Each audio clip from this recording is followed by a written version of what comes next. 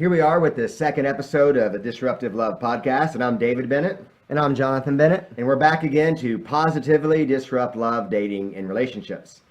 Today we're going to discuss the literal price of love. While a lot of people don't like putting an economic value on a relationship, at the end of the day, every relationship has a value, determined by how much it would take for a person to leave it.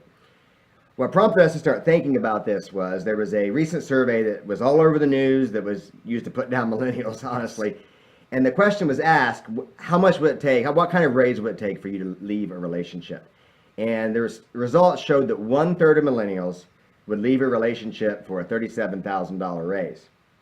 So for some millennials, the value of a relationship is less than that amount at least. And when you're in love, you assume that your love is priceless. It's the message of movies and romance novels. You say that love is spiritual, it's undying, and putting a value on it seems to cheapen it in the eyes of many people. No one would leave a relationship for all the money in the world, but when it's over, they wish they would have left for $10. but that's another story. But the reality is very different. And I hate to use this quote, but actually I like to use it because it's a good quote. But to quote from the famous or infamous, depending on your view, drug lord Pablo Escobar, everyone has a price. The important thing is to find out what it is. He might not have known a lot about love. Well, maybe he probably did, at least about love. Yeah. But he knew about reality. So yes, even in relationships, everything has a price. And we also believe they should have a price, even relationships and dating. And we will get to that in a few minutes. But today we're going to discuss the issue of love and relationships having price and value. And we're going to do this with our guest, Justyn Green. He's going to give us a millennial perspective on the issue and just his perspective because Justyn's an all-around cool guy. Justyn is a former student of mine. He's an entrepreneur and a writer. And let's bring him on now. Hi, Justyn. Hi, David. Hi, Jonathan. Hey, it's good to see you again. How are you guys? Thank you. We are doing Thank you for great. having me. I appreciate it. We are doing great, and hopefully you are willing and able to speak for every millennial on the planet. I could try. I'll always do my best. No, it's good to have you here, and Jonathan, you were his former student, and he's always said a lot of great things about you, so it's great to have you here. Thank you. So let's start with the survey question. We'll just get down to it. The survey question that we referenced earlier, I mentioned that it asked millennials if they would leave a relationship for a promotion, that ask if they would be given extra money, would they leave it? And they found that the average millennial would leave a relationship for a $37,000 raise. Now that's not too bad, since we know some people who would, outside the millennial bracket even, who would leave a relationship probably for a half-eaten basket of B-Dubs chicken wings. In fact, I may fall into that category if the sauce was right. He left his high school girlfriend. Yes. No regrets, right? So we're just wondering, would you leave a relationship for money? And if so, how much? To be honest with you, I think I would possibly leave a relationship for money. I don't think $37,000, though. I think it'd be a little bit higher. I'd like to think, first of all, I'm in a relationship with a girl that I really like and care about. So I'd like to hope that I'm, first of all, making a few good decisions. So I think about probably $80,000. Well, that's a good. So that means that relationships are worth quite a bit to you. That's good. And we were thinking about other costs of a relationship, and they're not really material at all. Relationships have costs like giving up your independence, giving up your alone time. In fact, we were reading research the other day that that's one of the biggest reasons couples break up is they lack sufficient alone time. And one big cost that we were looking into today actually was the idea of lost friendships. And the research that we found was by the same guy who basically made the news a while back that said you can only have 150 friends. He was the guy that said that. Robin Dunbar is his name. But he said that most people have around 5 to 6 close friends. And then when you get into a relationship, you lose 2 of those friends. So the cost of an intense love relationship is 2 friends. And we're just curious if you've ever lost any friends to relationships from your friend's perspective, or even you've let friendships go.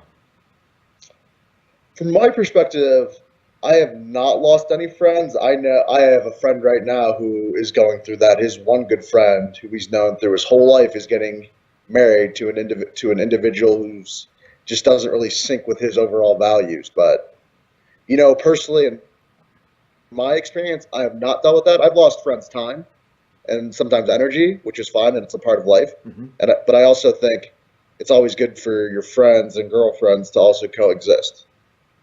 So I appreciate that response. That's very insightful. But I don't want to get too much into your friendships because I don't want if the person sees this, it might be a little awkward. So Right. we've all been there. But what do you think's the mindset that justifies losing friendships for a dating relationship? I think just sacrifice. I know some individuals, when they're in a relationship, all the time and money and energy is just spent with that individual. But as soon as push comes to shove, the individual is just gone, and is just knocking on your old friend's door that you really have been blowing off for the past 6 months.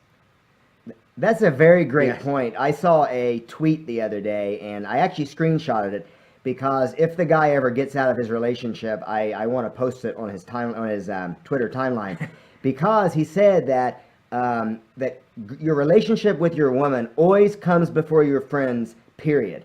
And he had made that his pinned tweet, and I wanted to save that because he's only been going out with her for 3 months, and if they ever break up, the first thing he is going to do is go back to those friends that he felt were his second place and want to vent to them and get their emotional support.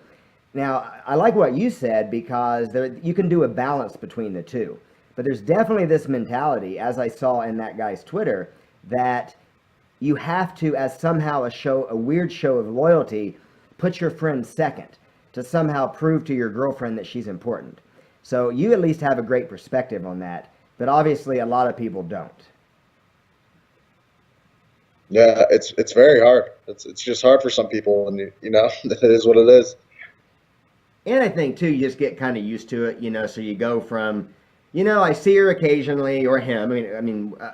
Both sexes do it, but you see, you just go over there, you hang out, and then suddenly you're hanging out there 4 nights a week, and you don't see your friends, and 6 months down the line, you realize, your whole world is around this one person. But you think about it, that's a pretty high cost for a relationship, a pretty high price. Well, since we're on the topic of, capitalism in relationships, more or less, I feel like a lot of people require brand loyalty. So it's kind of like, if you love me, you're going to see only me, or you're going to spend most of your time with me. Just like, I don't know who sponsors him, but just like LeBron isn't allowed to wear his rivals' shoes. In a relationship, I think a lot of men and women get possessive, and they actually make demands that the person they're dating doesn't see other people. Have you ever seen that in someone maybe you've dated in the past, or among your friends, where the person they were dating kind of laid down the law and said, you have to spend more time with me? Yes, I definitely have. I've seen that a lot when I was in high school. I haven't seen that as much as I've been a young adult and in college. I know I've seen significant others pout and complain, but usually I've really only seen that really in high school where, oh, you can't hang out with X or Y, you can only hang out with me. So instead of like actually forbidding it, it's just he goes out with his buddies, and he's dealing with like text fighting all night, right, over on his phone. That's kind of how it's expressed, I think, when you're older, maybe. Correct. Exactly. So we've kind of been a little negative here, and this is a little negative, I guess. But let's maybe look at a more positive element of this. Yeah, it's not just a cost to get into a relationship. It's not like, it's like going to the movies. You pay $10, and it's not like, oh my gosh, I'm out $10. It's, I get to pay $10 to go see a movie that I really enjoy. And relationships are the same way. They have a cost, but they also have value. And let's face it, the two friends that you might lose when you get into a relationship, they don't provide some of the same benefits that a romantic partner would give you. Well, I was going to say those two friends don't get busy with you at a moment's notice, when you're feeling a little horny. I mean, some might. I don't have those kind of friends. No but- judgment, you know. but we're some not people judging. might. No judging if anybody does, but in general, people's friends don't provide, for example, sexual satisfaction. They might not always want to drop everything to be with you, whereas a lot of people in relationships would.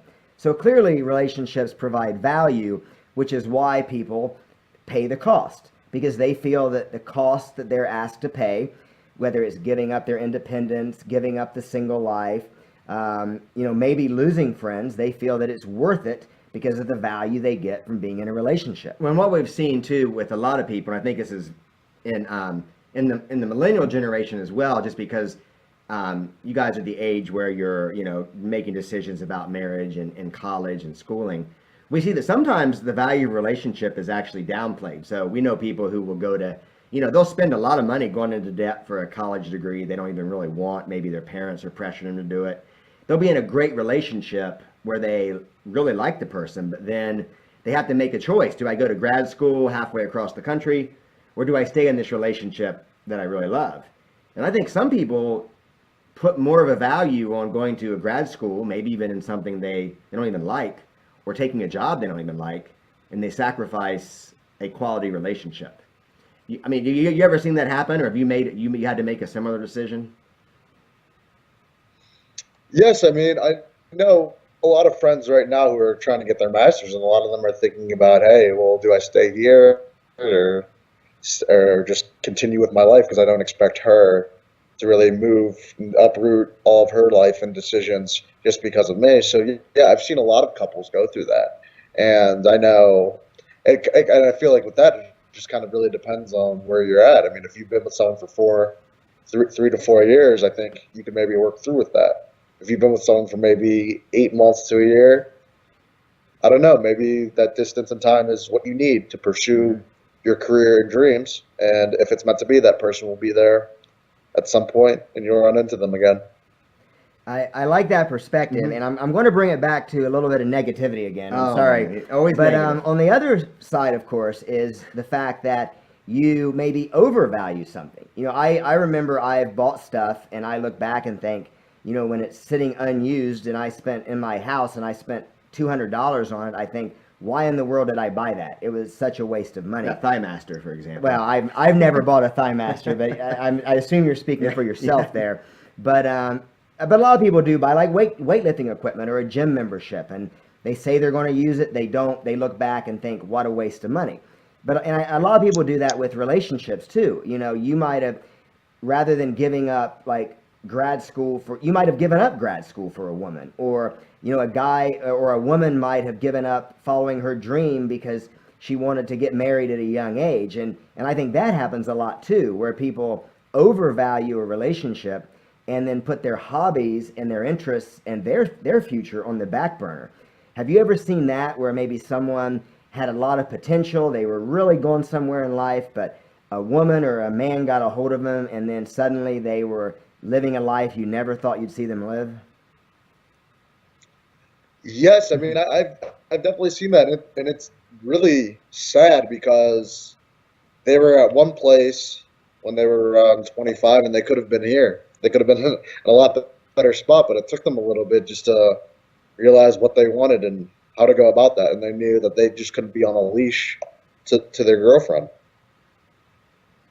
And that's a good observation. Yeah, we've seen both. We've seen people leave quality relationships and regret them, and then we've seen people who stay in relationships and they deteriorate because they don't pursue their dreams.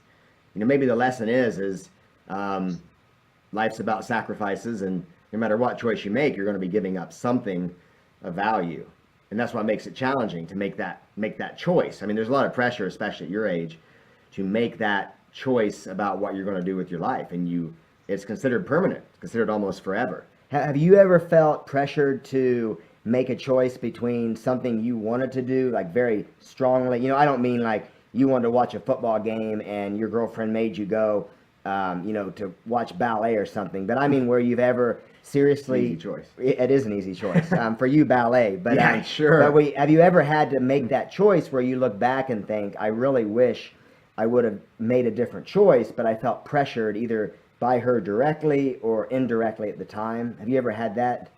I mean, if you haven't, it's okay.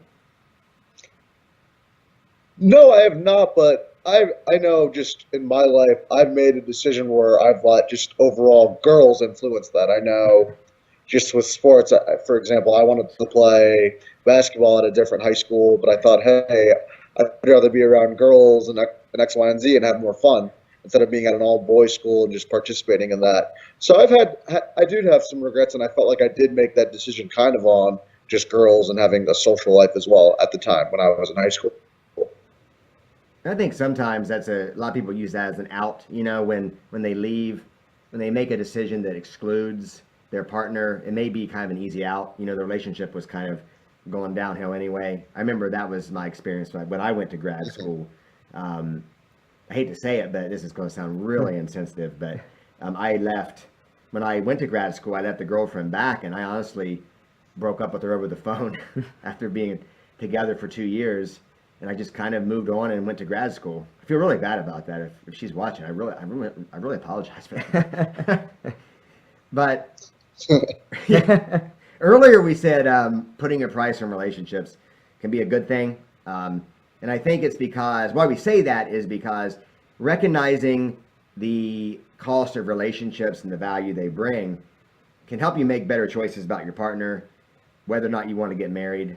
For example, like we mentioned, you have to give up 2 friends if you get really committed. And I'm sure some people give up more, some people give up less. But I think we have to ask ourselves, if you're willing to leave, if I was willing to leave that girl for grad school, that really says a lot about the value that relationship had for me. I know, Jonathan, you've probably made similar decisions. I have. And, I look back and I sometimes will think, why did I give up so much for someone who, if I would have been honest with myself, I didn't put that much value on? And people make that decision all the time. They make important life choices, whether it's giving something up or starting something new, like a marriage, buying a house, moving in together, and they make it without calculating the value. Now, I know it sounds bad to talk this way about people, but if someone goes to a high-end store and they're making, $1,000 a month and they see a dress for $800, most people the smart people anyway, are going to say in their heads, my cost-benefit analysis isn't really worth this. But yet in relationships, people will look and say, this woman is hot, she drives me crazy, she comes home drunk every night, she fights with my friends and once kicked my dog, but I'm going to give up everything for her because she's hot. Now, a cost-benefit analysis. Who is this person? This is totally just off the cuff, okay? Okay. But from a cost-benefit analysis, you would say that if you're making a major life decision, let's say signing a lease with this woman, you would think from a weighing the standards thing, you would be insane to do this. Or like a woman who is studying to be a doctor and already is working 2 jobs, and her boyfriend, so I'll be gender equal here. Okay, her boyfriend good. is sitting at home playing video games all day, and she's supporting his, let's say, I don't know, meth habit. I'm going totally off the cuff, remember. I don't know where you meet these it's totally random. But, if she would look at that logically, she would say, is it really worth me marrying this guy and giving him half my income in the event of a divorce when he does all this? And so have you ever had any kind of buyer's remorse without sharing too many details? Unless you want to share. Yeah. Yes, I've definitely had buyer's remorse. I know almost living with a girl that didn't really last too long, and I've known just all the time and just money, more of my time. I know money's just super trivial, but just the time spent on it just because she was pretty. But there was a lot of signs showing how just crazy and out there she was. So sometimes looks are definitely not everything. Well, and that's true. Time is in a lot of ways more important than money, because money is, you can get money, you can't really get more time. Your time is limited by your person's lifespan, the hours in a day. So really losing your time is a significant thing, and that's definitely worth evaluating. And to be positive again, yes. To evaluate based on value, like, is this person truly valuable to me? Is if you conclude no, it it might seem negative at first, but then that allows you to move on to someone you truly love. And in fact, the studies show that second marriages are generally far more successful than first marriages, probably because people married younger, they married first for the wrong reasons, but then once they've learned some of those lessons, they're able to make better choices, and so they find someone who is more valuable to them. And we would suggest, I think, that that anyone, if you want to know the value of your relationship, ask yourself, run through your head some hypothetical scenarios. Like, would I leave this person for opportunity X or opportunity Y? Clearly I did not change my grad school plans for my girlfriend my senior year in college, even after 2 years. So that is an indicator that it probably wasn't going to last. Now, what if I didn't have grad school? What if grad school was not that factor and I was out of school? Who knows? I may have gotten married, even though clearly the relationship was not heading that direction. Mm-hmm. So we believe relationships would be much healthier and happier if everyone just assessed if dating certain people and getting into a relationship was worth it. It doesn't even mean you have to take the passion and romance from the process. Just honestly looking at it is it worth the commitment? And we appreciate you coming here and being on with us, Justyn. And do you have any final thoughts about this topic you want to share with us? Just with this topic, I know sometimes relationships are really tough, but there's always someone good out there for you. And if not, all the listeners need to come back to Jonathan and David Bennett. They'll definitely teach you guys and girls what's going on. Well, we appreciate that endorsement, Justyn. We do, and we did not pay for that endorsement. No. Anybody asked, at least, right? That's right. No, we did not. We'll give you a gift card later. I mean, sorry, we still recording. No, it was great having you on, man. We appreciate having you Yes, and absolutely. your insights and what you offered. So we'll have to have you back again. Thank you so much. I really appreciate it. You're welcome. But next time you're in the area, we got to hang out. That's I got to right. meet you for the first time. I know. Dave has never met Justyn in person. We got to fix that. Absolutely. Great. Well, we'll talk to you later, man. Okay, have a good one.